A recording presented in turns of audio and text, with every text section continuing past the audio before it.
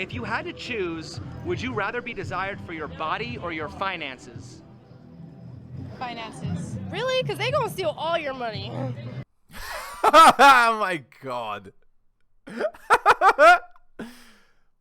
Yeah, but again, if you're desired for your body, right, then it's temporary, and you have to be very intelligent in how you use your looks. Otherwise, you're going to end up alone with cats. And I love women that say that they want to be loved for their money, because that just shows the womanist programming, right? So the womanist programming is, you are like a man, so you should act like a man, and you should value yourself the same way that a man values himself. So you should value yourself on your career, the amount of money you make, your salary, the nice cars you have, the nice stuff you have that you can buy and afford. It's literally promoting women becoming consumers, right? Capitalist consumers. And I hope you can see that there's a connection between womanism and capitalism, right? They go hand in hand, because by breaking up the family unit, they make multiple households, all of which can be taxed separately, instead of having a sort of conglomerated fused household where that household can think about its own future, as opposed to giving away as much of its money as possible to the government. Anyway, let's continue. Why is that? I don't know. I just feel like I'd rather have money than have the looks. I'd rather. Says the girl that's literally not wearing clothes, basically, and dressing for as much attention as possible. She says she'd rather have the money than the looks. Like, it's man, it baffles the mind, man. How they can be this, like, clueless as to what's going on around them. Okay, anyway. I have money than the looks too, but if somebody wants me for my finances, they're gonna take it all. At least my looks, like, they can't take it from me. No, time does that, but it's funny that women say that they're using this exact phrasing, right? Because they're just telling on themselves. They're telling on themselves, right? They're saying, they're saying, if a man wants me for my money, or sorry, if I want a man for his money, I want to take it all, right? What they're implying is that they literally get with men for the purpose of taking their money.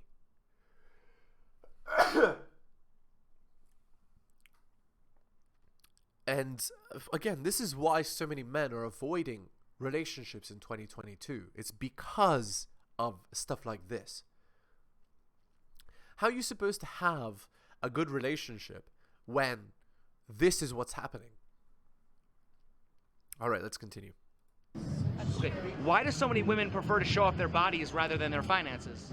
Probably because they don't want it taken from them, and nobody can take your looks from you for the most part. Somebody. Oh my god. That's not why. It's because women are not desired for their finances, so they don't show off their finances, right? If women were desired for their finances, that's what they would show. But instead, they show off their bodies, they dress attention-seeking like these two girls are doing. They smile and etc. They do stuff to attract attention, right? So there you go. Anyway, hello and welcome to heliosblog. My name is Helios, here for another reaction video. If you're new to the channel, liking the content, please give me a sub. If you're listening on the podcast, give me a 5-star review, give me a follow. If you'd like me to comment on a compilation, article, video, a Reddit post, please send it to theheliosblog@gmail.com. Let's continue.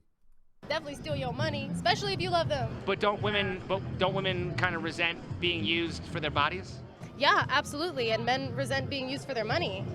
Okay, so how do we fix that? I guess. Huh. Can't fix that. That would be an inherent biological thing, right? Like, and it's not about using, it's about exchanging, right? Men exchange value for looks and youth and fertility. That's how it's been since there have been humans. And in fact, it's kind of like that in the animal kingdom in general. So, like, it's not something you can just fix magically. Though you can compromise culturally through stuff like enforced monogamy and fault divorce, but that isn't what happens in the modern world. So, like in 2022, there's no such thing as fault divorce. It's no fault divorce. It's marriages can break up for any reason at any time, and when they do, the girl is favored and gets the money. So then, like, again, it's why I recommend that men don't get married in 2022. Like, it's in the modern world, you don't get married because you just it doesn't favor you. It's ridiculously disfavored and bad. So let's continue. It's honestly a great question. It's something that I've struggled. Why are you letting me answer all of these? If you had to choose, would you rather be desired for your body or your finances? My body, Why? because I would like to be a gym rat. Why? Because being desired for your body is easier. It's actually much harder to have really good finances as a guy. It's very competitive, very difficult. It's much easier to have a nice body, right? Nice body is just exercise regularly and eat well, and that's it. That's two things, and then it's done. But men, in order to be attractive, they have to do that, and in addition, they also have to be competitive in terms of, you know, making money. So they have to have a good job, and in addition, in the modern world, in like 2022, you have to have a side business too. You have to have lots and lots of things to be making money. Otherwise, you're not going to be able to keep up with the modern world. Like, prices of everything go up, and your salary stays the same. So there you go. Okay, let's continue. Why do so many women prefer to show off their bodies rather than their finances? Because they know what draws attention, their body. Okay. That's right. Exactly. I even talked about that as well. That is what men want, so that's what they advertise. If men wanted their wallet, they would advertise that. They would buy the nice cars. They would, they would show off their beautiful stuff. Like Gucci and Prada and all these nice handbags and all that stuff. The real reason why women show those off is actually to say, look at what a great man I snagged, right? It's not to say, look at how much money I have. It's actually to say, look at how much money my partner has, right? So, anyway. Aren't women objectifying themselves when they do that? Of course. So why do women condemn in men the very thing that they benefit from when sex is typically what they use to empower themselves? Because sex sells. So why do they complain about being sexually objectified when sex sells? Because they like the attention. They like the dispute.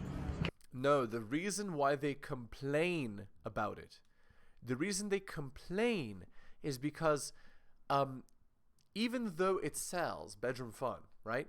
The more bedroom fun a girl has, the lower her value goes, right? So if she doesn't complain, right? If she doesn't complain about her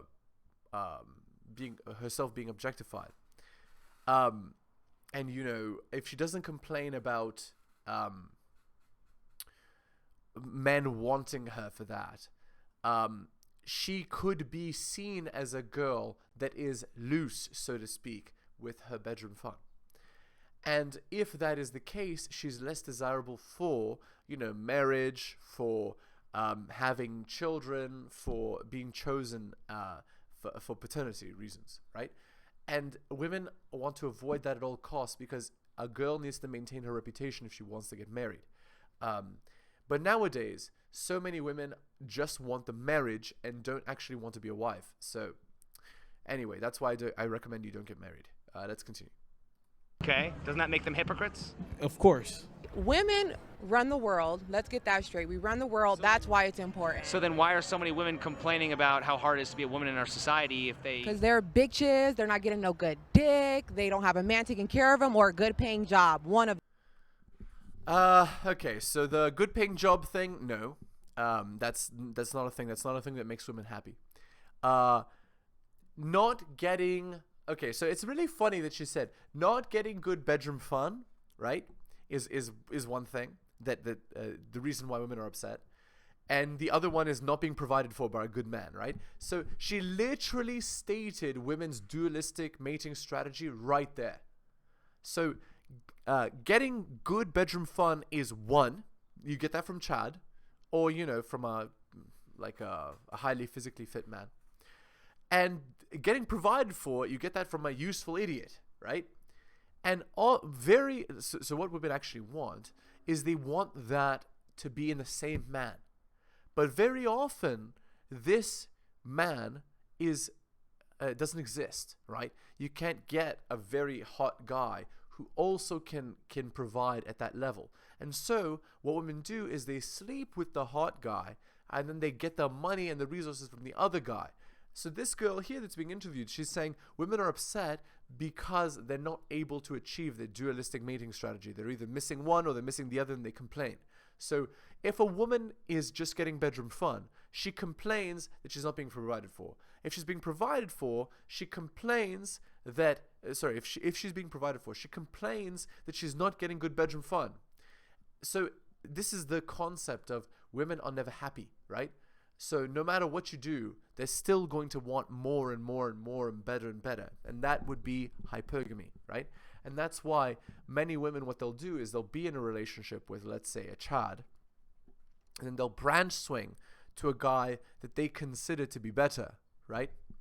Also, I've mentioned this in previous articles. Some women's life trajectory is kind of a cycle where they date Chad for a bit, then they're like, Chad's not providing for me, so I'm going to date a beta male. So they date a beta male, and then the beta male is not giving her good bedroom fun. So she leaves the beta male, she goes for another Chad, and back and forth until she's alone with cats, never realizing that she should have married one of these guys and had his children before getting to the age of 28 to 35, which is when the wall hits, because otherwise you're becoming a cat lady with boxed wine. Okay, let's continue. Again, if you agree or disagree with my points, please leave a comment. That's what the comment section is for. Let's continue. Those 1 out of the 3, either they're not getting good dick, they don't have a good paying job, or they don't have a good man providing for them. 1 of the 3. Does a woman's dating options increase or decrease with age? It depends. On what? Depends. Okay, so this guy's clueless. It does not depend. No matter what, women's dating options decrease with age. They have a peak at the age of 18 to 23. That's what I call the rock star phase. That's when the average woman is treated like the average male rock star, right? So they get a ton of attention, they get free stuff, they get put on a pedestal, they get treated super well. Guys buy them dinners, guys want to hang out with them all the time. And it's all for the purpose of reproduction, right? So guys, like men, they want to reproduce with women that have the absolute best genes possible, that are the most fertile possible. And that's when women are the most fertile, right? And then as they age, their options decrease and decrease and decrease until eventually they reach a point called the wall. At the wall, women are no longer able to attract the men that they used to when they were in their youth, when they were in their rock star phase. And they come to the epiphany, to the realization, right, that they're no longer attractive like that. And then they usually end up angry, settling in their eyes for a guy who's lower than their standard and torturing that guy and then divorcing him, right? That's the current 2022 sort of relationship and dating progression for women.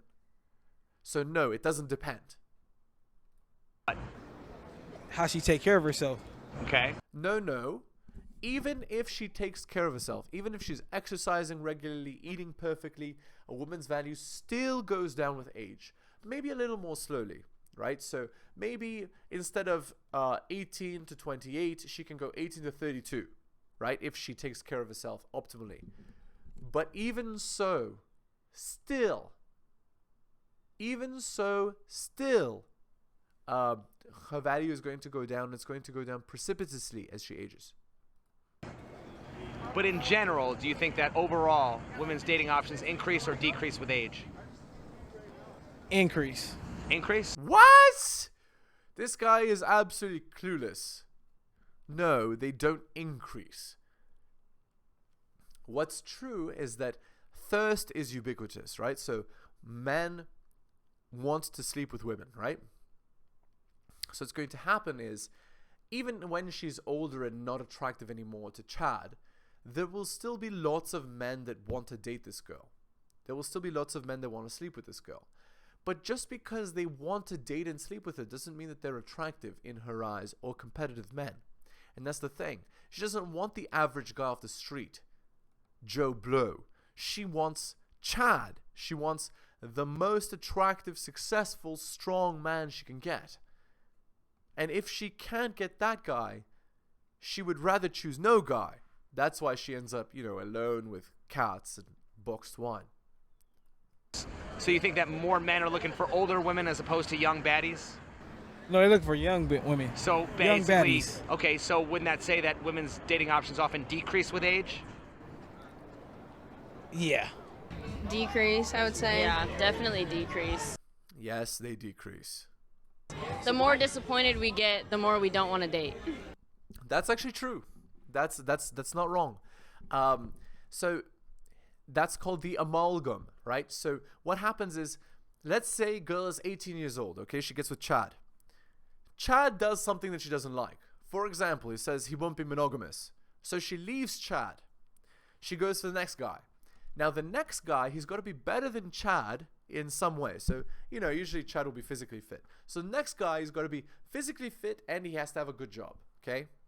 But then this next guy, he also does something that she doesn't like. So she leaves him for the next guy. And the next guy has to be physically fit, he has to have a good job, and let's say he has to be smart now. So do you see what I'm saying? Every new guy has to beat the best qualities of all the previous guys. And eventually the standards go up so much that no man qualifies. But not only this, at the same time as the standards are going up, because the amalgam is getting stronger, the value of the girl is going down. Her options are decreasing.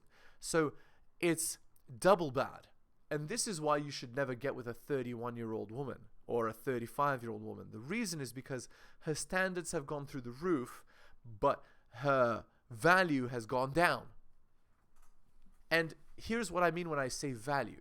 I mean, biologically speaking, her value has gone down because a woman's ability to have a healthy child goes down as she gets older, right? So if you have a 35-year-old girl, it's basically the last train possible. You have to have a kid with her right then, or else she's not going to be able to reproduce. Whereas if she's 18, there's like more than 10-year window where you could have a kid with her. You see what I'm saying? That's why women are considered more valuable at the age of 18 versus the age of 35. It's because men have more time to have children with them. And the point of being a biological animal is that you want to reproduce. So if you get with a partner that can't reproduce, who has won? The girl has won. She is maximized her provisioning while minimizing your biological reproductive success. You see what I'm saying? She's maximized her outcomes, and this is especially true if she's a single mother. So imagine, you're a guy that marries a 35-year-old single mother. She has maximized her biological strategy, which is to reproduce and then also to secure resources, and you have not even reproduced. So do you understand how you've optimized her strategy and minimized yours by getting with a girl like that? Versus, let's say, a 35-year-old man who's, wealthy, doing well in life. He gets with an 18-year-old or a 23-year-old girl. Now, the man has maximum opportunity to reproduce. The woman has a good man who can provision for her and who can also provide and protect. So there is a pretty even exchange, right? So you have to be thinking about these things as a man when you're out dating, because women are going to try to optimize their strategy and not yours. So you need to look out for yourself. So why do women's standards often increase as their options decrease? I think after her looks aren't a thing anymore, she probably starts to value other parts of herself, and probably more than what her looks were offering before. Why does that usually happen after the looks fade? Why can't it happen before? It used to happen before. It just doesn't right now because women have unchained hypergamy, right? So hypergamy is the idea that women want superior men. So right now, basically what's happening is 90% of women, or let's say 80%, they're all going for the top 20% of men. Nowadays, maybe it's top 10. They're going for the top 10% of men.